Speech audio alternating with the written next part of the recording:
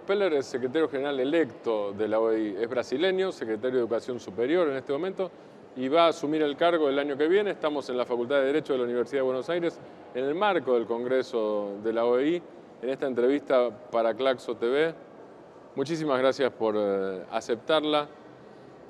¿Hay una agenda prevista para el próximo mandato de la OEI?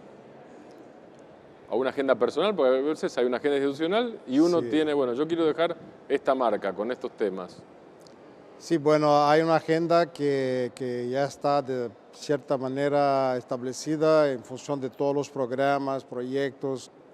La OEI en realidad tiene una multiplicidad de acciones y en ese momento con la red de oficinas que tenemos en Iberoamérica, pues esto se echa a andar casi solo, porque son, además de las oficinas, en cada oficina tenemos un equipo y son estos los equipos que articulados con los gobiernos, con la sociedad civil, en fin, con una serie de actores que se involucran en todas las actividades, pues todo eso se echa a andar con una rutina, se puede decir, que ya está establecida. Pero tenemos una serie de retos que están dados por las metas 2021. Entonces hay, por lo tanto, un desafío que va más allá de las actividades rutinarias en el sentido de buscar acrecentar otras actividades, programas, proyectos que permitan que efectivamente caminemos en dirección a la consecución de las metas 2021. ¿Y cuál sería, si es que existe, la impronta personal? Bueno, yo tengo una trayectoria personal que tiene mucho que ver con la educación superior, pero la educación superior en realidad tiene que ver con la educación en general, porque todo lo que se plantea para los diferentes niveles de educación depende de gente. Hay que preparar a la gente, hay que educar a la gente, hay que involucrar a la gente, y eso es lo que hace la universidad, eso es lo que hace la educación superior. Entonces, mi experiencia, ya sea como rector en una universidad federal en el interior del país, en Mato Grosso, durante 8 años, mi experiencia en implantar una nueva universidad de integración entre Brasil y los países africanos ya implica en otra clase de retos, porque estamos hablando de la integración de regiones separadas por el Océano Atlántico. Sí. No se trata de una integración latinoamericana, vamos a decir así, o suramericana, que hace la UNILA, ¿verdad? Y que está en la tríplice frontera entre Brasil, Paraguay y Argentina, en que al cruzar una calle ya estás al otro lado, estás en otro país. En otro país. Y además son países, si volvemos a África, que todavía carecen de una estructura, de una infraestructura que les permita con velocidad, con agilidad, caminar en dirección a esta integración entre Brasil y países africanos.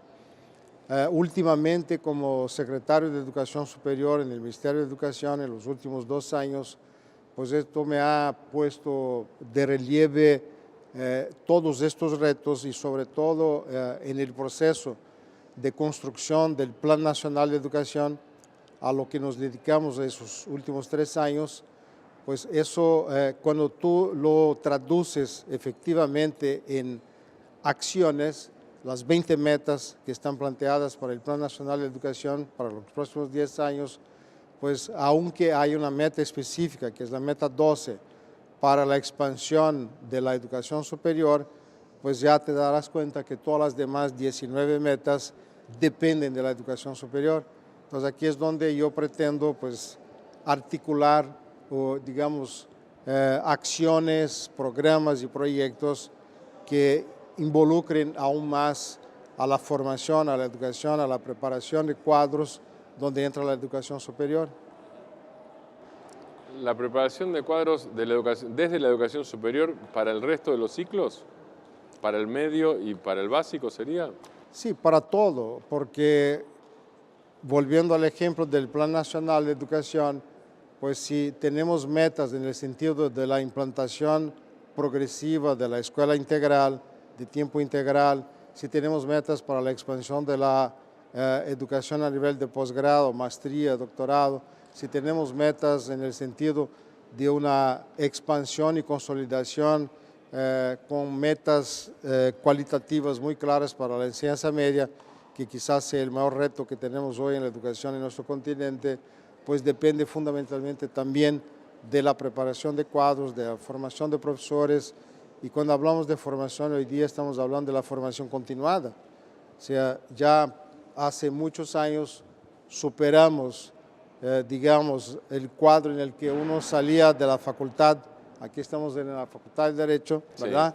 Sí. En que sale un licenciado en Derecho con su diploma y va a ejercer su profesión por 30, 40, 50 años. Eso se acabó.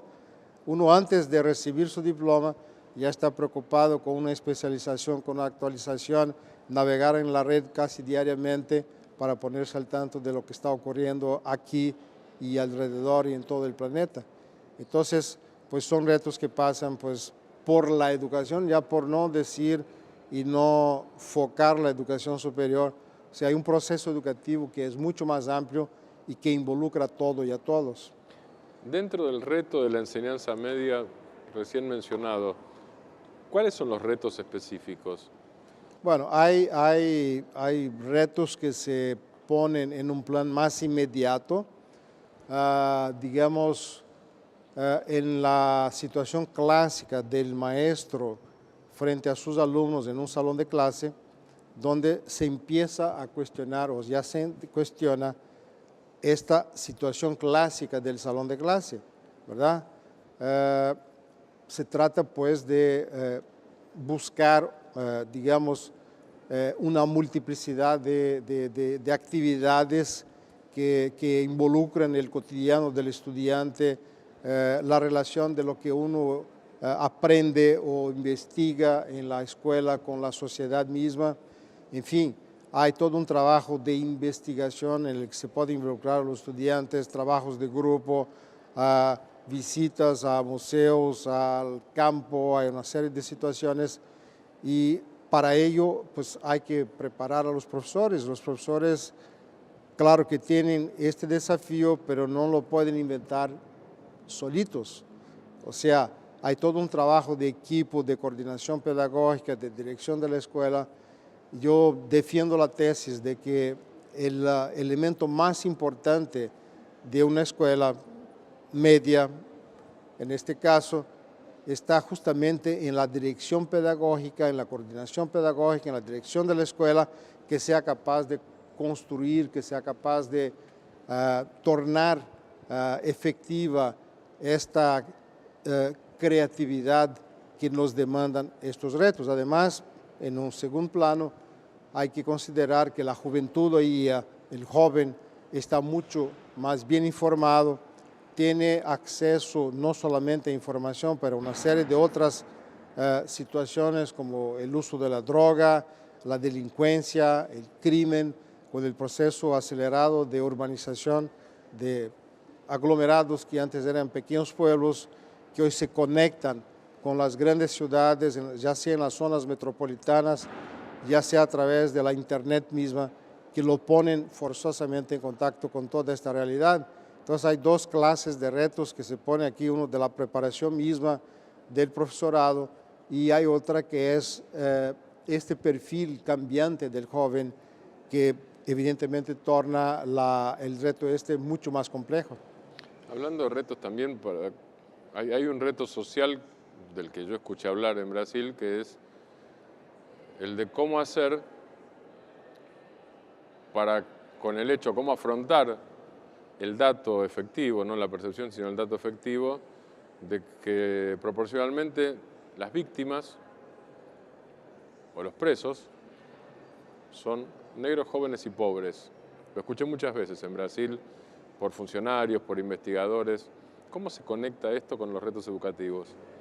Bueno, esto en el caso específico de Brasil, y hay paralelos en otros países y en otras regiones, en el caso de Brasil, esto se acompaña de una discusión muy fuerte en los últimos años de la oportunización a estos jóvenes negros, pobres, casi siempre en las zonas periféricas de las grandes y medianas ciudades, pues la oportunización de situaciones que les permitan pues superar estas limitaciones casi, podríamos decirlo, estructurales, ¿verdad? Ya sea con una política efectiva de cuotas en el medio educativo, en el medio social, en el acceso a servicios, y eso es lo que se está implementando en Brasil. Las distancias son todavía muy fuertes, muy grandes. Las distancias sociales. Sí, las distancias que hay que acortar, pero lo que observamos también es que con las políticas de cuotas que estamos implementando en estas varias dimensiones han permitido una aceleración de este proceso, y es lo que está ocurriendo. Ojalá y lo pudiéramos hacer más aceleradamente, pero lo importante a retener en este momento es que estamos agilizando el proceso y estamos aprendiendo mucho con el proceso mismo. ¿Cómo evalúan el resultado de esa política de cuotas o de cupos? Bueno, si analizamos la política de cuotas en las universidades federales, sí, por ejemplo, en que se ha establecido la meta de que un 50% del cupo de las universidades federales sea ocupado por jóvenes negros, indígenas y pobres. En una primera evaluación se ve que este porcentaje está avanzando con mucho más rapidez. Se estableció la meta de 50% con un 12.5% a lo largo de 4 años a cada año. 12.5, 25, 37.5 y 50.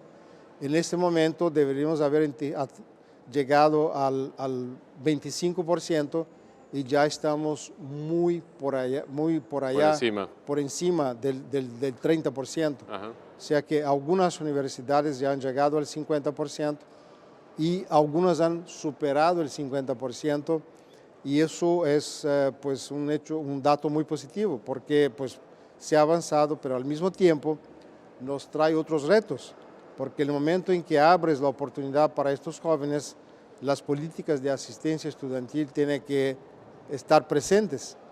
Y aquí es donde pues, hay dificultades todavía, porque las universidades se han estructurado a lo largo del tiempo para responder a las demandas de las élites y no de toda la sociedad.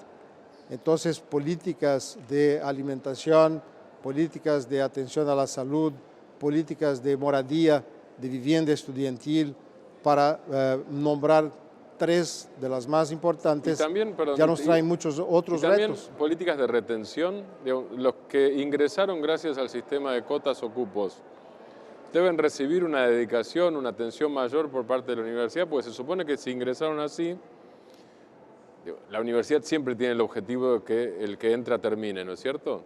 Supongo que en estos casos ese objetivo es el más fuerte todavía, más intenso. Sí, en realidad son 3 momentos, ¿no?